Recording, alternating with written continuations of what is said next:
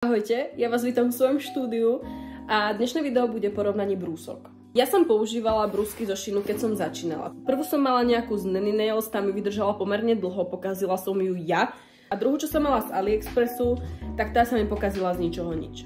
Si ju poďme spolu pozrieť, otvoriť a vyskúšať. Má to takúto krabičku, pomerne akože pekná, na to, že je to obyčajná brúska zo Sheinu, ktorá mala mimochodom veľmi dobré recenzie, tak si myslím, že ako veľmi pekná krabička a veľmi pekný obal. Čo sa mi na nej veľmi páčilo, je, že je prenosná, že nemá kábel a vlastne funguje na nabitia. Pero nastavce, ktoré všetci dobre vieme, že sú úplne na prd, ale aj tak ich máme všetky doma. Položenie pera. Pod keramický nastavec, ktorý určite není keramický, ale ako darček, nehnevám sa. Nabíjací kábel a kábel k brúske a k peru. Ideme si to spolu pripojiť, takže konce káblov budú asi úplne rovnaké. Áno, konce káblov sú rovnaké, čo mne vyhovuje, pretože som žena. Jednu dáme do vrchu, jednu dáme do spodku. Dám si tam rovno aj ten nástavec, tak ho vyskúšame. A odstránim si jednu ruku. Klasicky, ako každá brúska, nič rozdielne tam nie je a presunieme sa teraz sem. Brúskou zo Sheinu si dám dole ľavú ruku, pretože pravú mám dominantnú, tak aby som si to nerobila ešte ťažšie, aby prepnúť na rôzne chody. Ukazuje vám tu aj počet baterky, dúfam, že to tam vidno. Ja neviem, či toto tam je. Aha, bože. Ja už som chcela povedať, že je mi ľúto, že je to celkom poškrabané, ale není to poškrabané. Takže dávame ju dole. Parádička.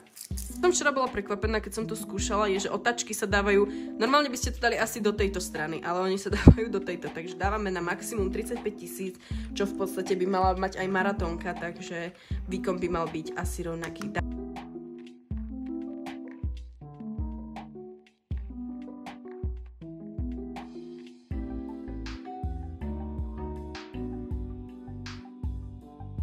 Skúsila som si dať aspoň z časti dole materiál z palca, no už teraz viem povedať, že to určite nemá tak dobrý výkon a kvalitu ako tá maratónka, ale myslím si, že zatiaľ na domáce použitie je to veľmi slubné.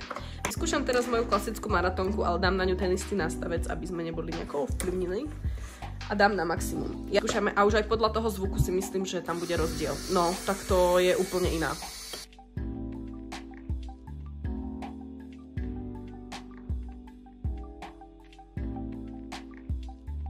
Takto vám poviem. Pokiaľ ste nechtárka, ktorá má nejaké zákazníčky a nechcete si predĺžovať čas robenia nechtov, tak toto určite nie.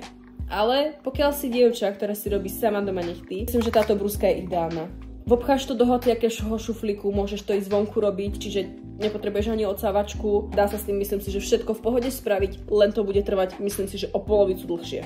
Jasné, že nemôžeme porovnávať 300-eurovú brúsku a 20-eurovú brúsku, to by sa asi pravdepodobne nedalo. V každom prípade túto brúsku by som si určite zadovážila, ak si chceš robiť nechty a pokiaľ sa chceš naučiť robiť nechty so mnou, tak si ju určite zadováž, pretože budeme mať spolu určite veľmi veľa online hodín a videí, takže myslím si, že toto ti úplne bohate postačí. Stojí 20 €, vôbec to nie je nejako veľa a v podstate všetko to, čo to má urobiť, tak to urobí.